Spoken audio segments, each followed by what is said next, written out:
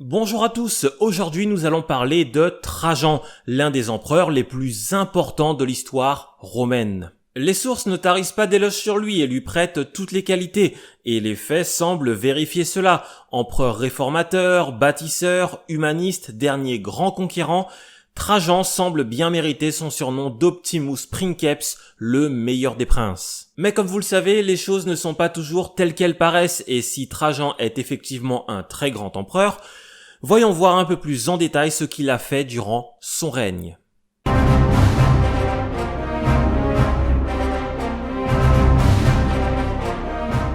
Marcus Ulpius Traianus naît le 18 septembre probablement de l'année 53 à Italica, une ville du sud de la péninsule ibérique située à une dizaine de kilomètres de l'actuelle ville de Séville. Trajan est donc le premier empereur issu des provinces et non pas d'Italie, même s'il a quand même des origines italiennes. Son père, qui porte le même nom que lui, est issu de la famille des Ulpii, une famille de colons italiens établis en Espagne depuis la fin de la Seconde Guerre punique, soit vers 201 avant Jésus-Christ. Marcus père mène une brillante carrière sénatoriale et l'empereur Vespasien le tient en très haute estime. Preuve de cela, il termine sa carrière comme proconsul d'Asie, une charge très prestigieuse et très demandée. On sait moins de choses sur Marcia, la mère de Trajan, si ce n'est qu'elle est née à Rome d'une riche famille de nobles plébéiens. En plus de Trajan, elle met au monde une fille, Ulpia Marciana. Trajan est donc un provincial, mais il ne sort pas de nulle part. Sa famille est l'une des plus importantes et des plus influentes de la péninsule ibérique. La jeunesse de Trajan est peu documentée, mais il a probablement reçu une éducation traditionnelle réservée aux jeunes gens de l'aristocratie. Il commence probablement sa carrière comme tribun militaire en 73, sous les ordres de son père, qui est alors gouverneur de Syrie. Il aurait d'ailleurs joué un rôle actif dans la victoire de son père contre les Parthes. Trajan rejoint ensuite une légion sur le Danube, toujours comme tribun militaire. Il a d'ailleurs exercé cette charge plus longtemps que prévu, par intérêt pour la carrière militaire. Quoi qu'il en soit, ces deux affectations lui donnent une solide expérience militaire sur deux des frontières les plus stratégiques de l'Empire. Sa vigueur, son endurance et le fait qu'il mène une vie à la dure le rendent également très populaire auprès des soldats. Trajan rentre à Rome vers 78 pour épouser Plotine, une jeune femme de l'aristocratie provinciale issue de Narbonnaise. Il commence ensuite le cursus honorum et est élu questeur vers 81 et préteur vers 86. Il finit par être nommé consul en 91 et bénéficie de la confiance de l'empereur Domitien, ce qui n'est pas donné à tout le monde. Par la suite, il est nommé légat de Germanie supérieure, sans que l'on sache si cette nomination est l'œuvre de Domitien ou de Nerva. Quoi qu'il en soit, sa carrière est très complète, surtout sur le plan militaire, mais également sur le plan politique. En 97, Trajan commande l'armée la plus puissante de l'Empire. Il est très populaire auprès des soldats et compte également de nombreux soutiens au sommet de l'État. Tous ces éléments font que Nerva va l'adopter et en faire son successeur en octobre 97. Pour plus de détails, je vous renvoie à ma précédente vidéo consacrée à Nerva. L'adoption de Trajan est bien accueillie partout et par tout le monde, que ce soit à Rome ou dans les provinces, et que ce soit par les sénateurs, par le peuple ou par l'armée. Trajan est vu comme le candidat idéal au principat. Lorsque Nerva meurt à la fin du mois de janvier 98, Trajan lui succède sans aucun problème.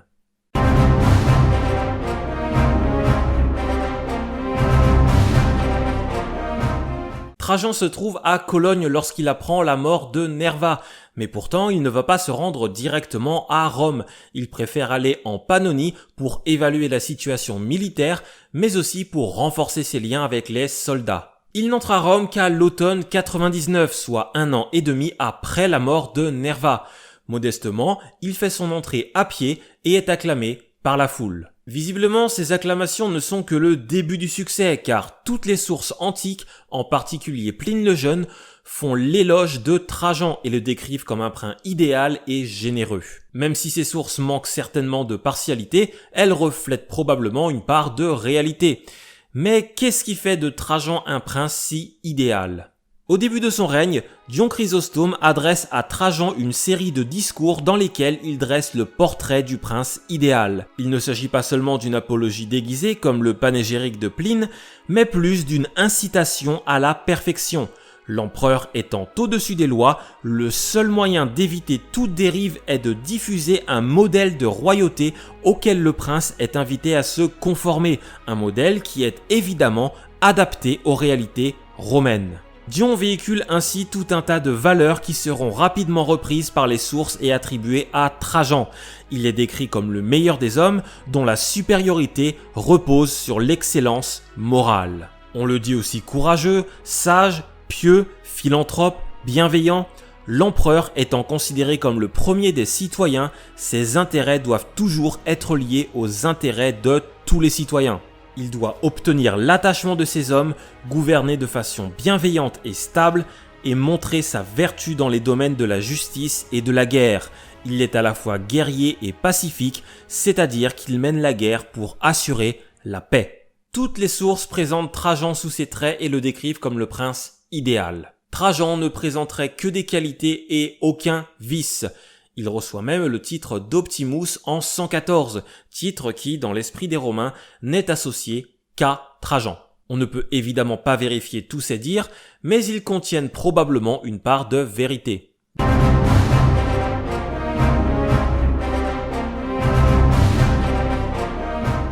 De façon plus concrète, Trajan a mené une politique pragmatique, mais dans laquelle on décèle un certain humanisme. D'un point de vue juridique, l'héritage de Trajan est assez important.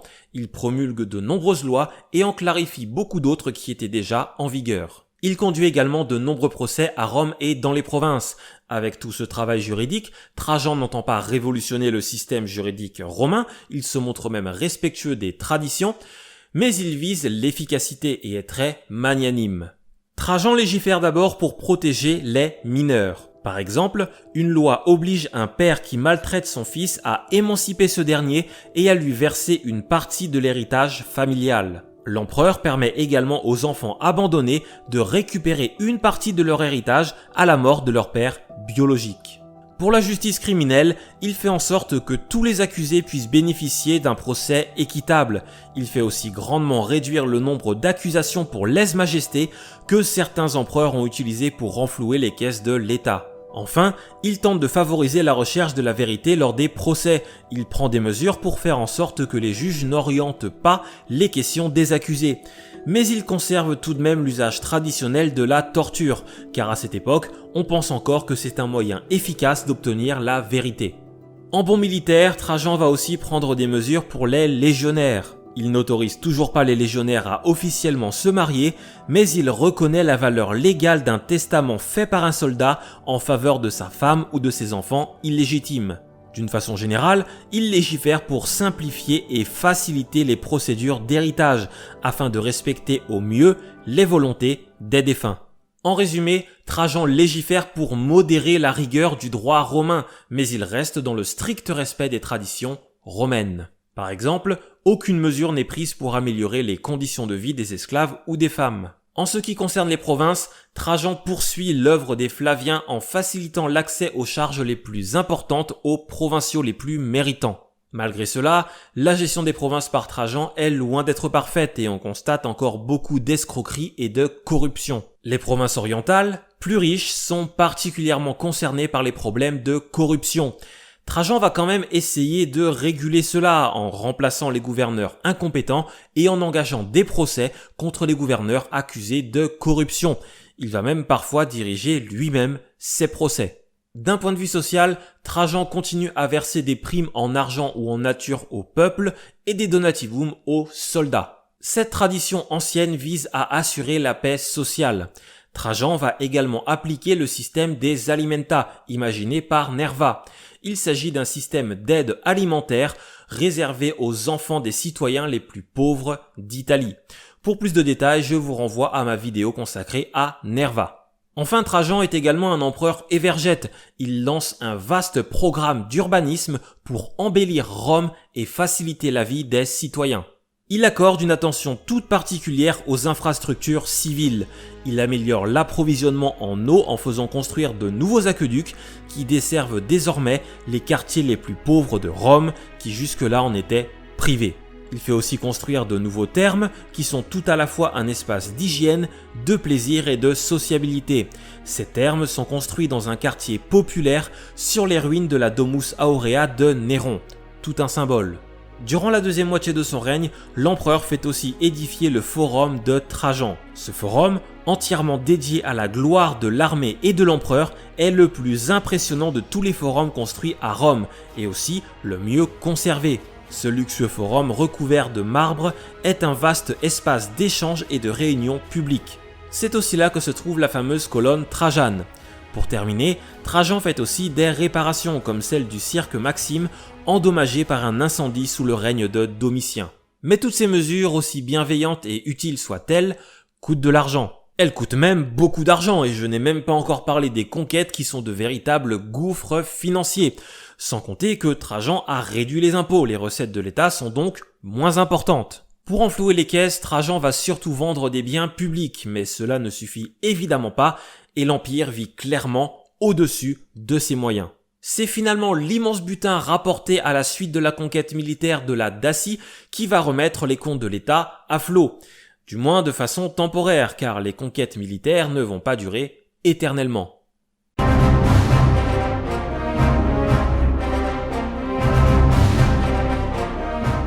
Avant de parler de la guerre, on va faire un petit point religion, ce que je fais trop rarement dans cette série. Que ce soit à Rome ou dans les provinces, la politique d'évergétisme de Trajan touche aussi le domaine religieux.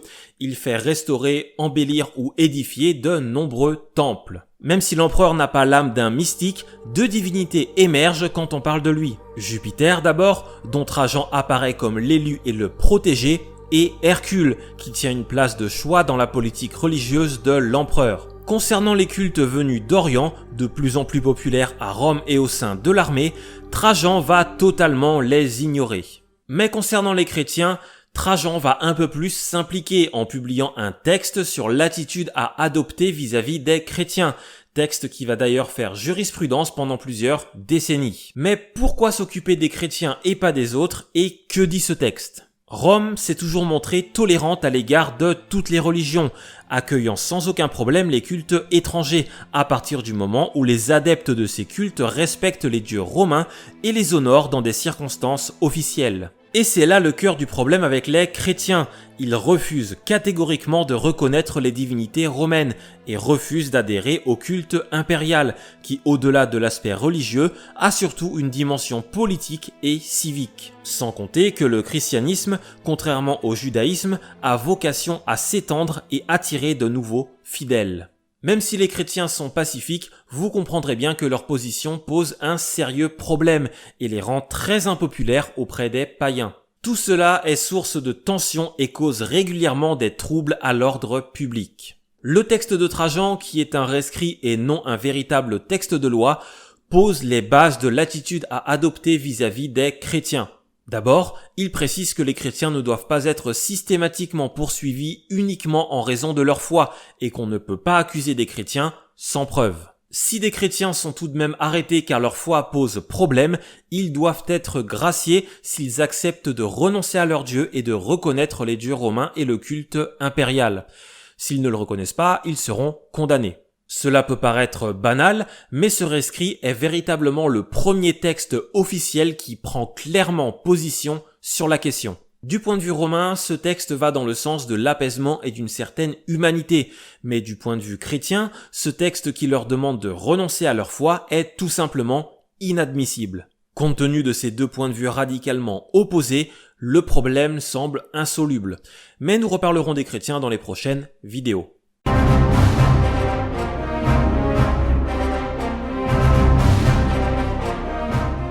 Au-delà de tout ce que j'ai déjà évoqué dans cette vidéo, Trajan est surtout connu pour une chose, ses conquêtes. Il est le dernier empereur à mener des conquêtes pour agrandir l'Empire. À la fin de son règne, l'Empire a atteint sa taille maximale et ne sera jamais plus grand qu'en 117. Trajan va s'impliquer personnellement dans les campagnes militaires, en étant présent sur place au contact des soldats pour planifier et organiser tout ça, ce qui est assez inhabituel car la plupart du temps, les empereurs préfèrent rester à Rome. Durant son règne, il va surtout affronter deux ennemis, les Daces et les Parthes. On va commencer par le plus gros morceau, à savoir les Daces. Alors on pourrait consacrer plusieurs vidéos entières à la conquête de la Dacie, donc vous imaginez bien que là je vais devoir grandement résumer. La Dacie, pour vous situer, correspond à peu près à la Roumanie et à la Moldavie actuelles. À cette époque, il s'agit du seul royaume organisé de la région.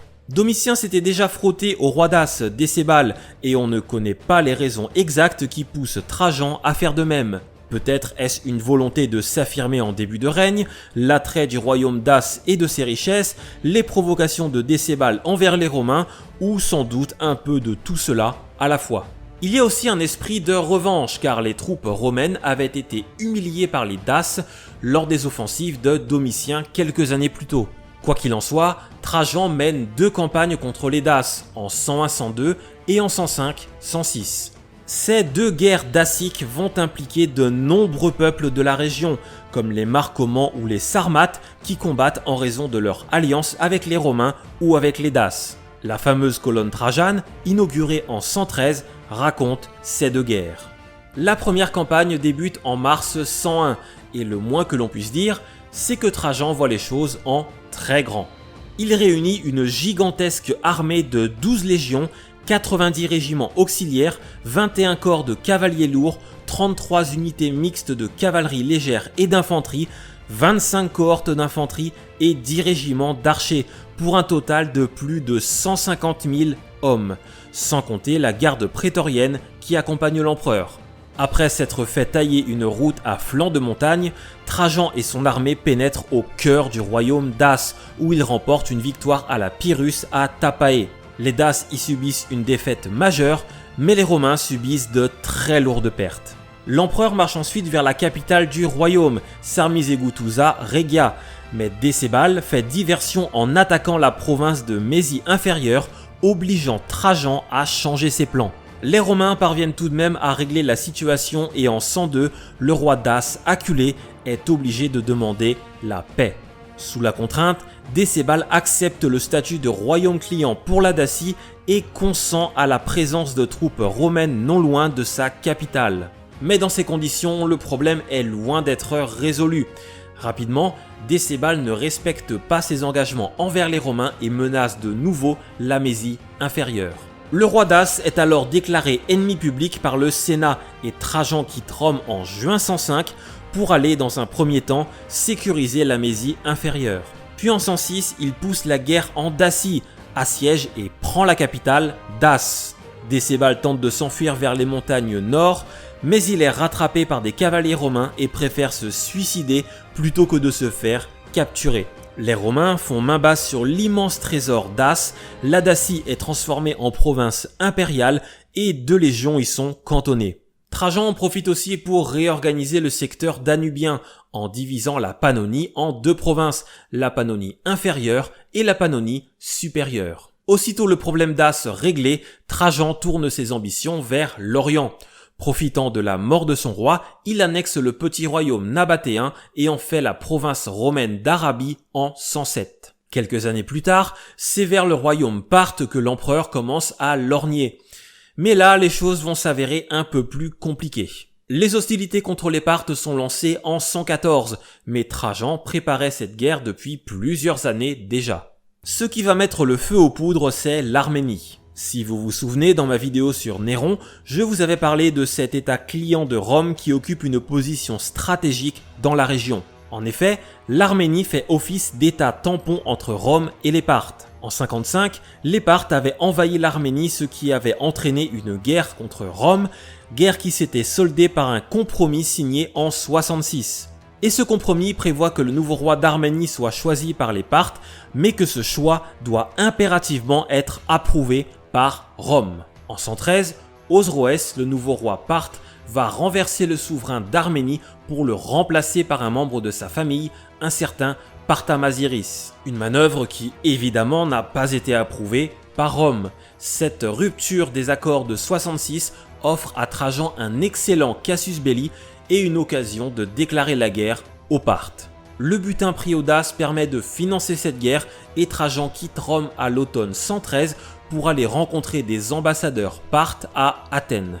L'empereur met rapidement un terme aux négociations et réunit une immense armée de 17 légions à Satala, aux portes de l'Arménie.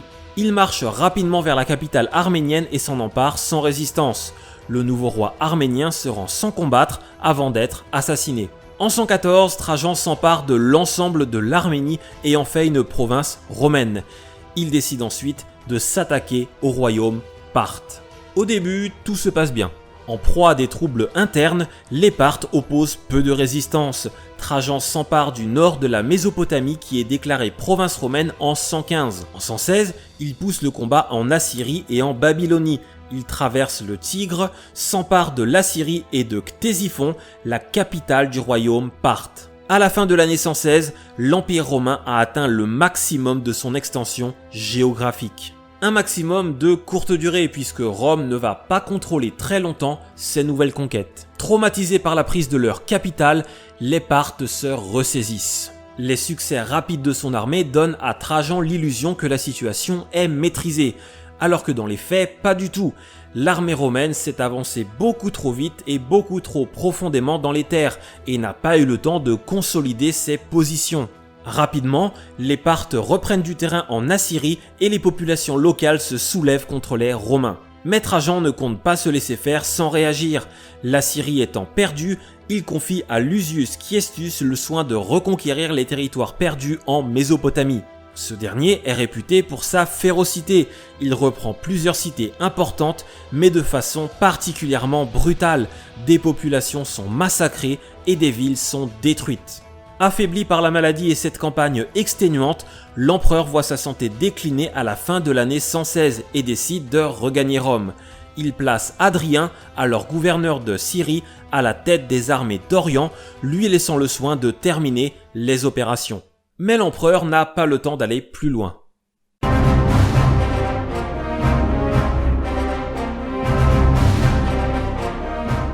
Trajan meurt sur le chemin du retour le 8 ou 9 août 117 dans un port de Cilicie. Il meurt probablement de maladie sans que l'on sache de laquelle il s'agit exactement, peut-être une crise d'apoplexie ou de l'hypertension. Le problème est qu'à sa mort, la question de sa succession n'est pas du tout réglée.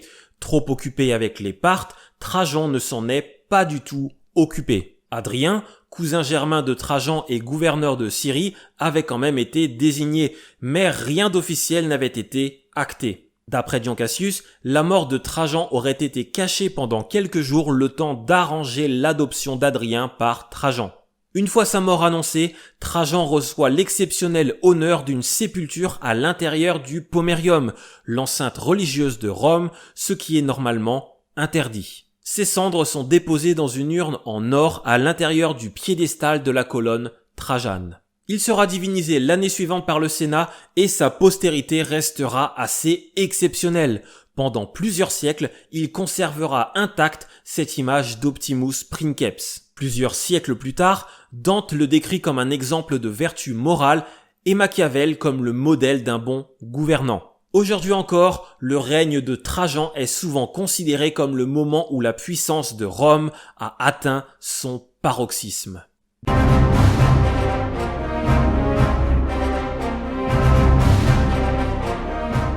Dès son vivant, Trajan a rapidement été considéré comme un empereur exceptionnel. Sa force a surtout résidé dans sa capacité à s'entourer de collaborateurs compétents et à gouverner avec les élites impériales et non contre elles. Son génie est aussi d'avoir réussi à faire accepter l'exercice d'un pouvoir quasi absolu sans contrainte excessive. En y regardant de plus près, il semble effectivement que Trajan ait toujours œuvré dans l'intérêt de Rome, dans le respect des traditions romaines et de façon pragmatique, voire même humaniste, en particulier à l'égard des plus pauvres. Reste que ses ambitions personnelles ont certainement joué un rôle important dans le déclenchement de la guerre contre les Parthes et que de nombreuses erreurs ont été commises. Trajan n'était évidemment pas parfait, mais il a amené Rome au sommet de sa puissance et rien que pour cela, on se souviendra de lui encore longtemps. Merci à tous de m'avoir écouté jusqu'au bout. J'espère que cette vidéo vous a plu et que cette série sur les empereurs romains vous plaît toujours autant. Si c'est le cas, n'hésitez pas à commenter la vidéo, la liker, la partager et vous abonner à la chaîne. C'est toujours le meilleur moyen de me soutenir et de soutenir mon travail. Pour la prochaine vidéo, on va attendre un petit peu avant de parler d'Adrien, mais rassurez-vous, ça arrivera rapidement quand même. La prochaine vidéo donc sera consacrée à la justice au Moyen-Âge. Elle sera donc un peu un complément de ma vidéo qui est sortie en juin sur la criminalité au Moyen-Âge. Donc j'espère que ça vous plaira tout autant que la première vidéo. Ça devrait sortir à la fin du mois d'octobre, je pense. Donc un petit peu de patience, ça arrivera rapidement. En attendant, portez-vous bien, prenez soin de vous et à très bientôt.